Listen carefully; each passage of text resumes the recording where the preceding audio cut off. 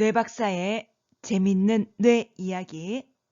이번 시간에는 인생을 뇌과학적으로 표현해 보면서 삶을 성찰해 봅시다. 우리 각자가 자신의 뇌를 가르쳐 볼 수 있다면 더 넓은 세상을 만끽할 수 있어요. 인생을 뇌과학적으로 표현해 보면 내가 뇌를 따라다니다가 뇌가 나를 따르게 되는 과정이에요. 무슨 말인가? 우리가 태어나기 전으로 거슬러 올라가 봅시다. 우린 하나의 알에서 출발해서 주어진 가능성을 하나씩 실현시켜 가면서 차차 인간의 모습을 갖추게 됐어요. 눈을 열어 세상의 빛을 받아들였고 하늘을 보면서 반짝이는 별들이 뭘 뜻하는지 질문을 던졌어요. 뇌의 발달 과정을 보면 잘 짜여진 한 편의 연극 같아요. 연극은 유전 정보 담고 있는 대본대로 움직이죠. 하지만 감독이나 연출자가 없는 연극이에요. 더구나 이 무대에는 처음으로 무대에 서보는 경험 없는 배우들만 가득해요. 하지만 공연은 성공적이에요. 하나의 난세포에서 어떻게 어린아이가 탄생하는지, 이 아이가 성장하면서 어떻게 언어를 습득해서 말을 하고 어떻게 생각을 해나가는 걸까요? 개별적으로만 존재하던 신경세포들이 네트워크를 형성하여서 어느 순간 생각을 하기 시작한 거죠. 이 단계에서 폭발적으로 시냅스가 형성됐어요. 물질, 즉 정자와 난자로서 시작된 것이 이제 의식을 지니고 세상에 다가옵니다.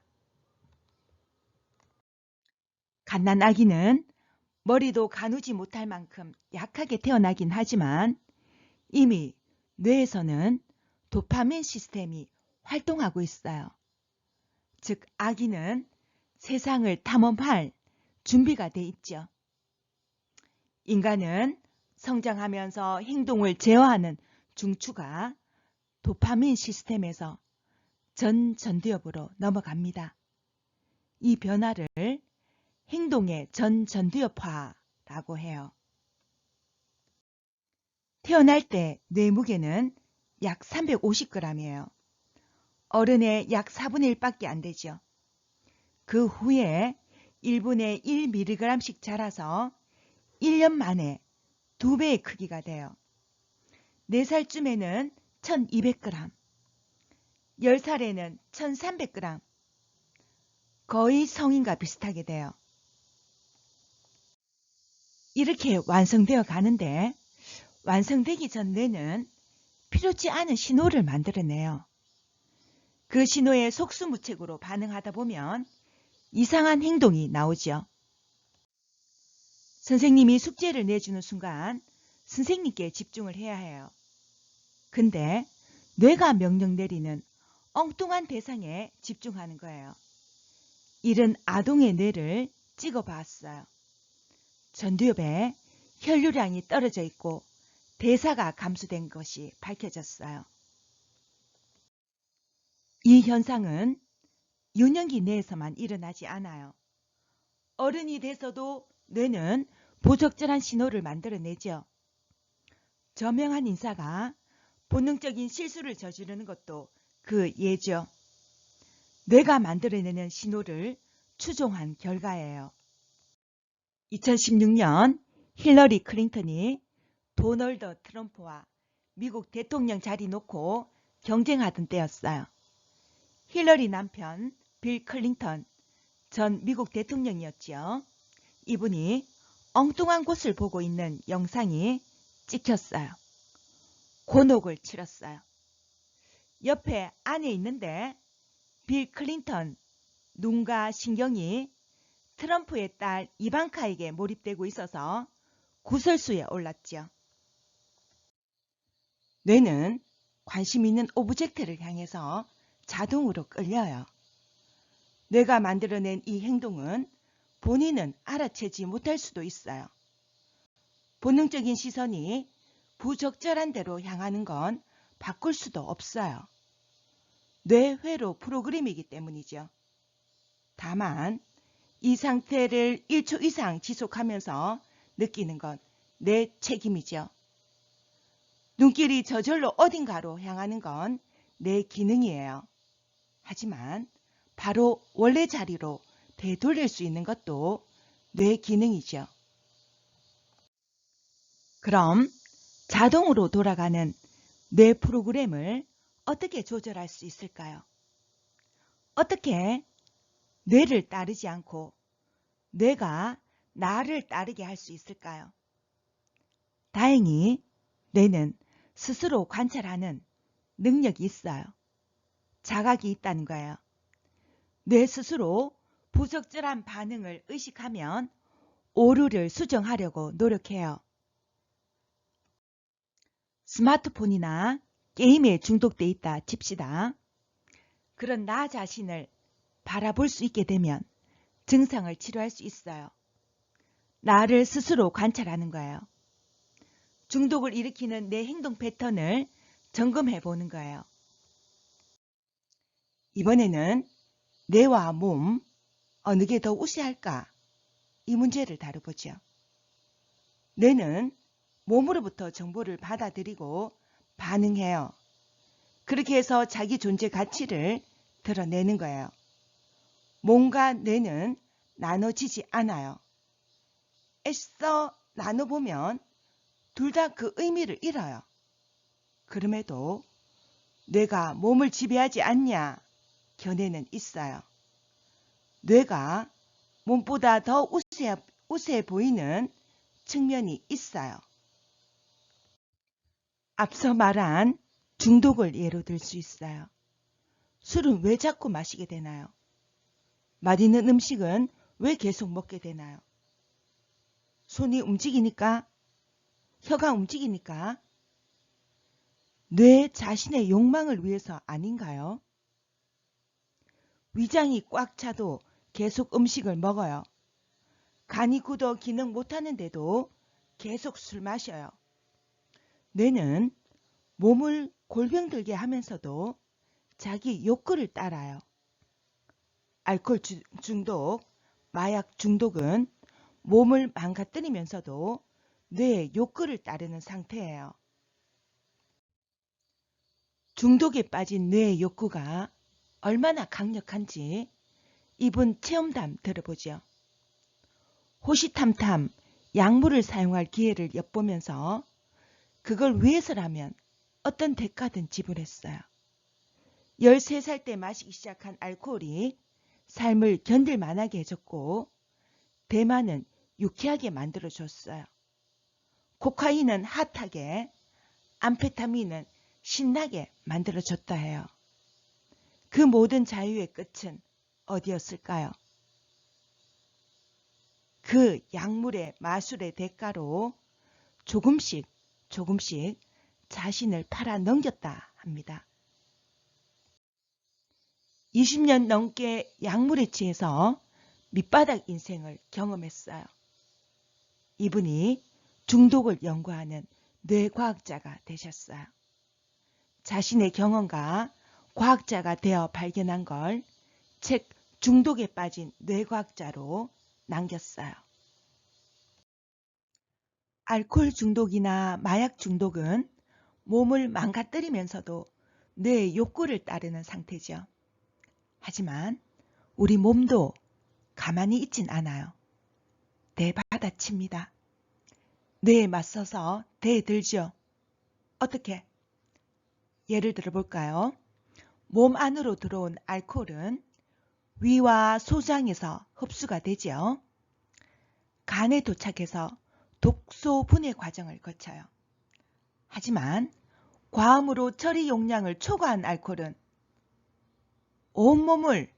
온몸의 핏줄을 타고 돌면서 뇌를 공격해요. 이렇게 우리 몸도 뇌에 영향을 끼칩니다. 우리 뇌가 몸을 멋대로 조정하는 것 같지만 결국 뇌가 몸의 영향을 받게 돼요. 특히 기억중추, 즉 해마가 알코올로 인해서 필링 끊기는 일이 생기죠. 전두엽에도 영향을 줘요. 논리적으로 생각하지 못하고 시끄럽게 떠들고 사소한 일도 참지 못해요. 뇌가 몸을 멋대로 조정하지만 결국 뇌가 몸에 영향을 받아요. 독재자가 국민을 억압하지만 마침내 국민 심판을 받아서 사라지는 것처럼 뇌가 몸을 조정하지만 몸도 뇌에 엄청난 영향을 끼쳐요.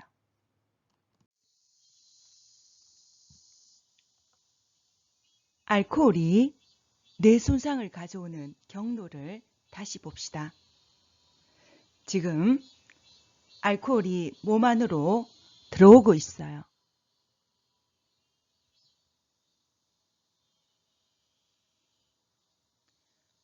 위와 소장에서 흡수된 뒤에 간에 도착할 거예요.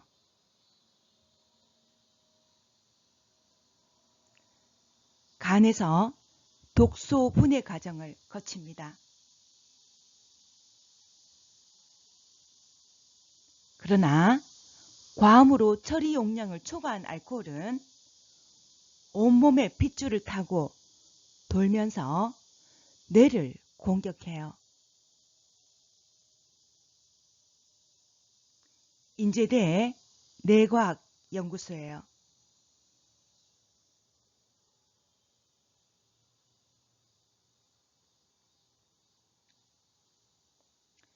체중 6, 70kg 사람이 소주 4병 마시는 것과 같은 양을 알코올을 쥐에게 투여했어요. 투여하고 있습니다. 행동 변화를 관찰할 거예요.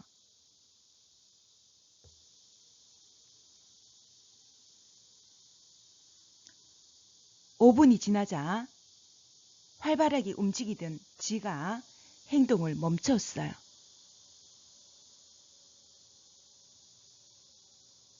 (10분이) 지난 후에는 조금씩 움직이려 애썼지만 한쪽 다리가 완전히 마비되어서 걷지 못했어요.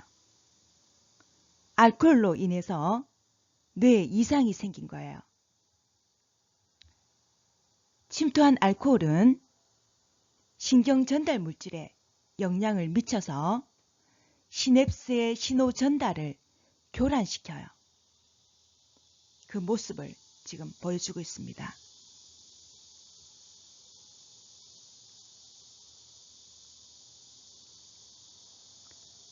정보 전달이 제대로 안 되는 상태가 술에 취하는 원리예요.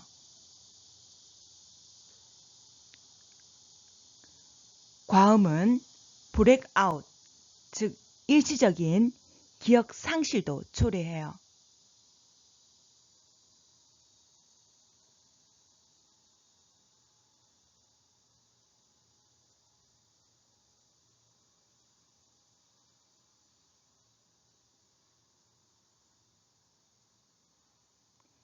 일시적 기억 상실, 블랙아웃은 필링 끊기는 걸 말합니다.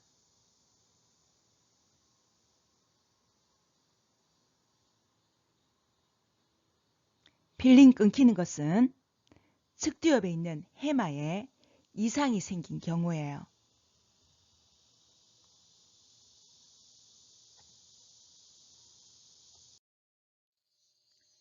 중독에 빠지는 뇌를 보면서 인간 뇌가 진화하면서 자기 파멸의 순서를 밟고 있는 건 아닐까 생각이 드네요.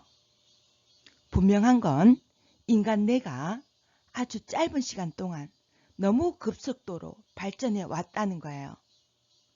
500만 년 전에 오스트랄로피테쿠스 뇌 부피는 400cc였어요. 현대인은 1400cc. 진화 과정에서 3배 이상 커졌어요. 오스트랄로피테쿠스 400cc만큼 진화하기까진 수억 년이 소요됐어요. 근데 인류가 오스트랄로피테쿠스 내부피에서 1400cc로 진화하는 데는 수백만 년밖에 걸리지 않았어요. 인간은 다른 건 모두 희생하고 뇌만 크게 발전시킨 건가요? 뇌가 기가 막힌 진화의 산물임에는 틀림없어요. 하지만 이 진화가 성공적이냐 아니냐는 두고 봐야 해요. 현재 인간의 뇌가 갖는 안 좋은 속성들, 앞에서 본 알코올이나 마약에 빠지는 것, 이런 부정적 기능도 갖고 있기 때문이죠. 그래도 희망을 버릴 순 없어요.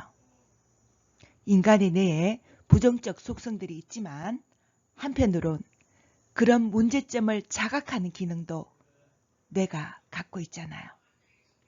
위기를 감지하고 그 위기를 해결하고자 하는 노력을 하잖아요. 뇌에서 뭔가 해결책을 찾아야 해요. 끝으로 뇌와 교육 관련 질문 하나 드릴게요. 오늘날 교육에서 뇌에 대한 관심과 적용이 상당히 진행되고 있어요. 어떻게 생각하시나요? 뇌를 알면 교육에 도움이 될까요? 예를 하나 들어보죠. 새끼 말은 태어난 지 얼마 안 돼서 곧바로 서고 걸어요. 이처럼 대부분의 포유류들은 어미와 거의 같은 행동을 할 수 있어요. 어미가 가진 뇌 기능의 7, 80%에 해당하는 뇌를 갖고 태어나요. 그렇게 태어나야 온전히 살아갈 수 있는 조건이기 때문이죠. 하지만 인간 태아의 뇌 기능은 엄마 뇌 기능의 20, 30%밖에 안 돼요. 태아는 그야말로 말랑말랑한 뇌를 갖고 태어나요. 태어난 뒤에도 오랫동안 보호를 필요로 하는 거죠. 아기 뇌는 태어난 뒤에도 무려 20년의 긴 시간에 걸쳐서 서서히 성장하고 발달을 해요. 참고로 아기 뇌는 3년간 엄청난 뇌회로를 형성해요. 그러니 뱃속 태교만 얘기하지 말고 평생 태교를 해야 해요. 인간의 뇌는 계속 발전할 수 있는 존재니까요. 이런 부분은 뇌에 관심을 갖고 뇌를 알면 도움이 되는 것이겠죠. 그리고 저 개인적인 생각은 길고 긴 인간 뇌 발달의 여정에서 현대 뇌과학은 큰 도움을 줄 수 있으리라 생각합니다. 지금까지 우리 인생을 뇌과학적으로 표현해 봤어요.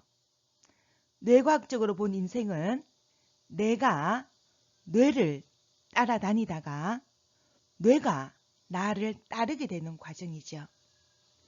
뇌를 무작정 따르는 삶이 아닌 우리 각자가 자기 뇌를 가르칠 수 있다면 더 넓고 깊은 세상을 만끽할 수 있어요.